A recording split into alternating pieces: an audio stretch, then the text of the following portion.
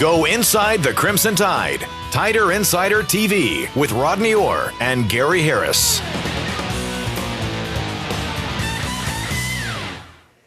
Good evening, everybody, and welcome into another edition of Tider Insider TV presented by Buffalo Rock Bottling Company. Tonight, I'm going to be watching the waistline, so I'm going with ice-cold Diet Pepsi. Now, if you're wondering about Rodney Orr, you don't see him to the left, you don't see him to the right, you don't see him anywhere. That's because he's not here. We let Rodney go on vacation, believe it or not, but he will join us later on in the program via the telephone to make his predictions on the Alabama football games that we'll be breaking down, because our countdown to kickoff continues tonight with our TITV football previews. This evening, we're breaking down games number 5 through 8. Now, last week we went 1 through 4. Rodney and I picked the Tide to start out 4-0, but game number 5 will be a doozy, a game with a lot of recent history. Alabama will host Florida.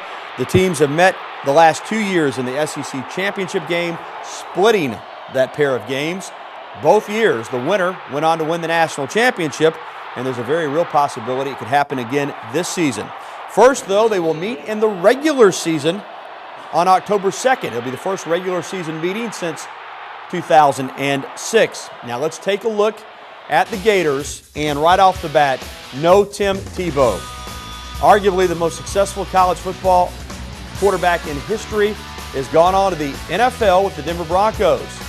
But no Tebow isn't the only problem for the Gators. They lose 12 starters off that team that lost only 1 game last year to Alabama in the SEC championship game.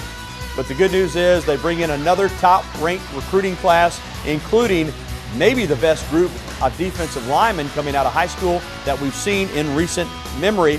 And even though there are some questions surrounding the Gators, make it clear they're still the team to beat in the East Division of the Southeastern Conference. Now, stepping in to replace Tim Tebow will be John Brantley, who saw some action last season when Tebow was injured in the Kentucky game and also when Florida got up by large margins. Now, if you're a Florida fan, and we know because fans are always optimistic, you can make the argument that John Brantley is a better passer than Tim Tebow. Certainly, he's not a better quarterback at this point, but he is very talented. He throws a nice ball, but Florida will have a different look offensively.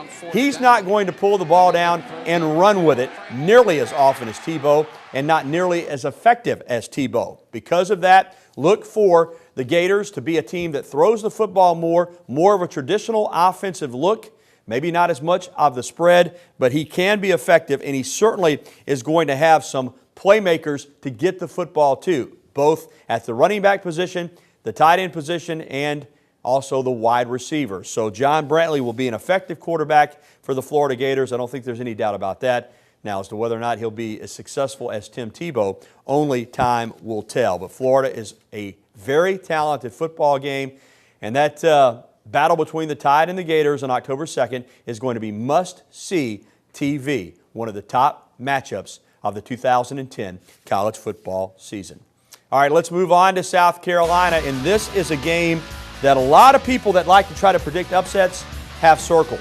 Now, Steve Spurrier went to South Carolina, and when he did, Gamecock fans had hopes that he would be the man that would finally take them to a conference championship. They've never won a conference championship in their history, but so far it has not happened. But could this be the year? They returned 9 starters on offense. Steven Garcia has played a lot of football at quarterback, even though he seems to be the quarterback that Gamecock fans love to hate. He has been around this league. He's a physically tough player. He can run it. He can throw it. They had a decent recruiting class, and it may not even be fair to call them a sleeper this year, as a lot of people are making them a pick right behind Florida at number 2, and don't be shocked if some people actually even pick them to win the Eastern Division of the SEC. Well, last season the Gamecocks came into Tuscaloosa, and I tell you what, they played a tough, hard-nosed football game. This one went right down to the wire. Alabama able to wear down the Gamecocks late in the game behind Mark Ingram, who was a monster in this one.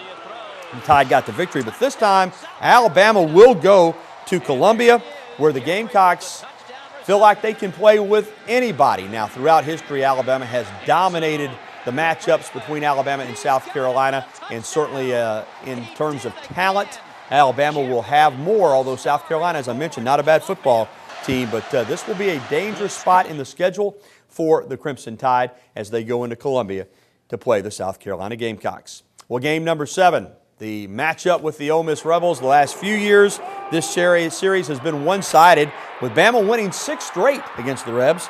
Last season, the Tide really pounded the Rebels physically, 22-3.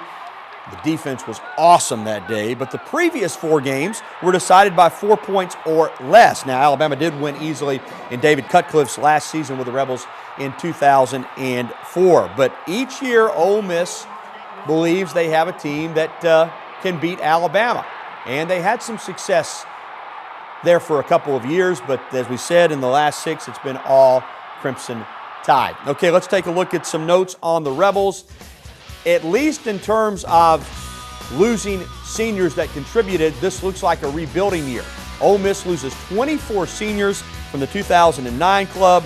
They're breaking in a new quarterback, although Nathan Stanley did play some down the stretch after Jevin Sneed just really had a disappointing year for the Rebels at quarterback. Now, they do have an easy schedule early in the season, so they could build some momentum as they get into the heart of their SEC schedule. And of course, as we know, Alabama, a game that's always circled by both of the Mississippi schools. And that stretch there for 4 years where Alabama won a lot of close games against Ole Miss, a lot of those Rebel fans think they should have won some of those games, especially 2007, where Ole Miss still contends that they were cheated by the referees. Now, in the spring, as we mentioned, Stanley, the new quarterback, trying to step in and take control of this football team by all accounts. Talking to reporters that cover Ole Miss, he had a nice spring. They think he's got some ability. Of course, the biggest loss is going to be Dexter McCluster. They're all everything scat back. He could run it. He could catch it. He was dangerous in the kicking games. A terrific football player. No Dexter McCluster. On defense, though, up front, Ole Miss should be very, very good. They're big. They're athletic. And they've got some linebackers that can run as well. So while it will be no cupcake, certainly Alabama is expected to be favored against Ole Miss. Well, still to come on TITV, the game traditionally reserved for the 3rd Saturday in October will take place again this year on the 4th Saturday. Alabama and Tennessee will meet October 23rd. It's been a rocky offseason, pardon the pun, in Knoxville. Everything from a new coach to players being arrested. We'll discuss the impact on the Vols program. And, of course, we'll be getting your phone calls and taking your emails as well. If you want to give us a call here on the program, 205-348-WVUA. That's 348-9882. Or you can email us, TITV@WVUATV.com. Stay tuned. You're watching the show that takes you inside the Crimson Tide. Tider Insider TV, presented by Buffalo Rock.